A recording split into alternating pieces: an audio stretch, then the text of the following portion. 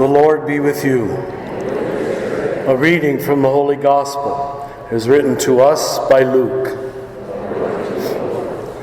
Before I read this passage, let me say that it's a somewhat difficult passage because Luke has lumped together in one place all of Jesus' comments about wealth and money, and the good use of it and the bad use of it. But as I read it, my guess is you're going to be sort of confused. So don't feel bad if you're confused, because it seems to be making about 6 different points. But stay with it and I'll do what I can to make sense out of it afterwards. So Jesus said to his disciples, "A rich man had a steward who was reported to him for squandering his property. He summoned him and he said, 'What is this I hear about you? Prepare a full account of your stewardship.' The steward said to himself, 'What will I do now that my master is taking this position away from me? I'm not strong enough to dig. I'm ashamed to beg. I know what I'll do, that they may welcome me into their homes.' And so he called in his master's debtors one by one. To the first one he said, 'How much do you owe my master?'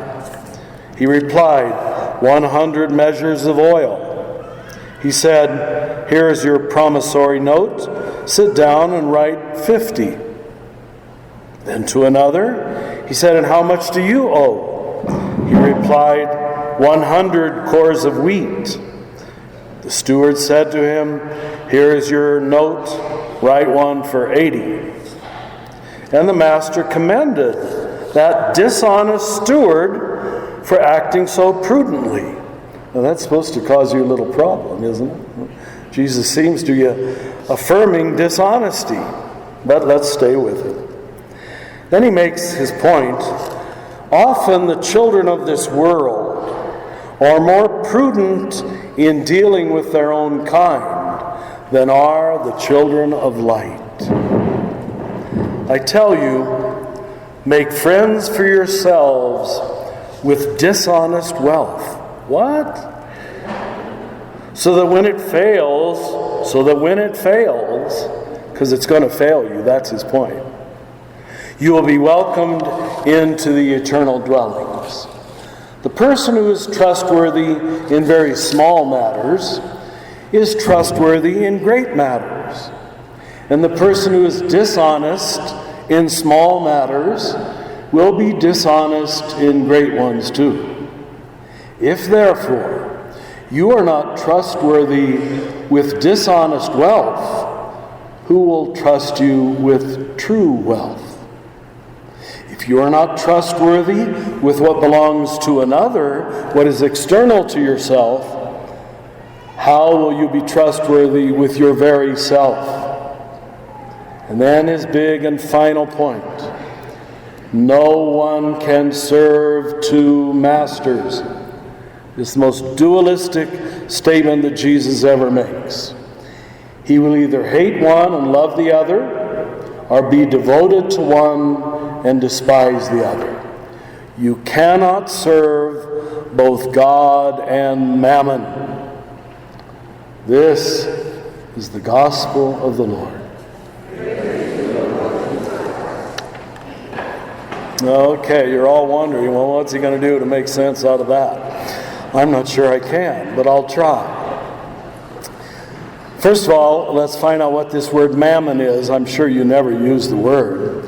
Mammona, or mammon, was either a Canaanite or Assyrian god, and he was the god of profit-making, the god of money-making, the god, frankly, who idealized greed, which in America is not even a fault anymore. It's considered a virtue. But in most of history, to make the profit motive the number one thing in your life was absolutely to be in love with the devil. And he makes it very clear here. You can't serve God and the god of money. So the most common way this is translated in many Bibles is you cannot serve God and money. Well, you and I both know the church itself has tried to do that. And many of us in the church have tried to do that. We sort of think we can have it both ways. We can have the false god of profit-making, greed, and endless accumulation of money, and still say that God is first in our life. What Jesus is saying is, it isn't possible. So, let's go back now and build up to that. And here's what I think are the three important lines. He says, make friends for yourself with the gaining of profit. There's nothing wrong with wanting to do a good job, even a little ambition. Frankly, people who work hard accomplish much more in life than people who are lazy. So he's saying there's nothing wrong with trying hard. But then he adds that line that I pointed out, so that when it fails you, because this endless making of profit will finally not be able to save you in any human or dignified sense. It is not the meaning of being human, is to make more and more money. The one with the most toys at the end wins, we say in America now. And we have political candidates who seem to give us that impression. And people are even willing to vote for them. It's sort of hard to believe. It makes you wonder if Christians have ever heard the gospel. So he's saying, go ahead, play the game of profit making. It probably has something to teach you, but it will not finally satisfy you. It cannot finally feed you, but frankly, you're going to have to learn that for yourself.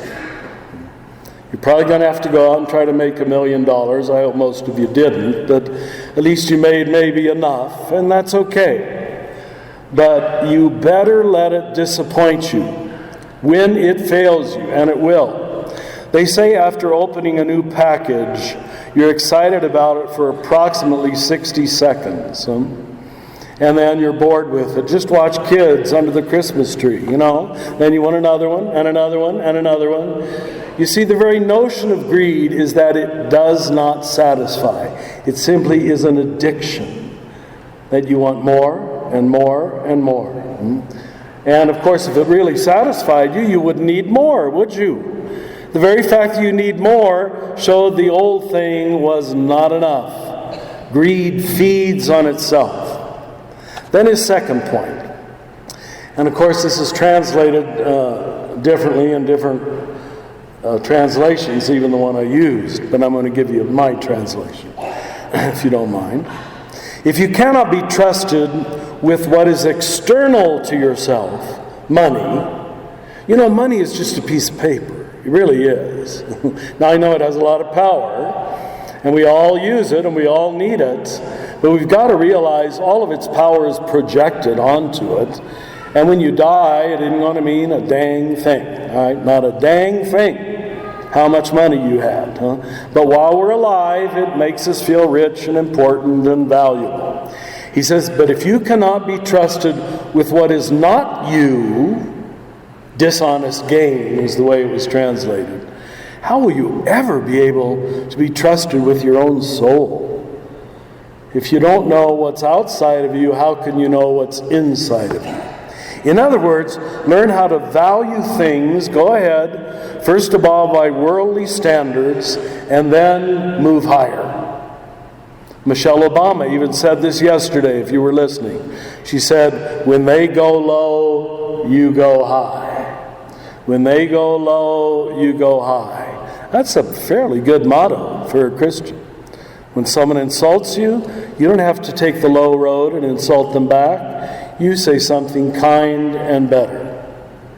And then, of course, the punchline that I ended with, you cannot serve two masters. You'll eventually have to choose sides. Is God number one, or is the profit motive number one? And I think every one of us has to ask that question.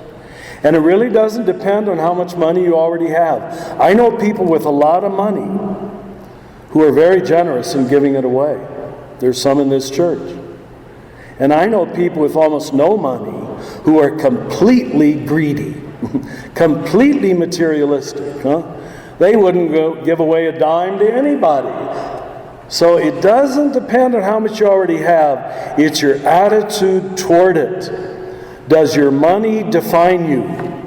Does your money tell you you're wonderful, you're important, or you're influential? What this gospel is saying is, get ready to be disappointed.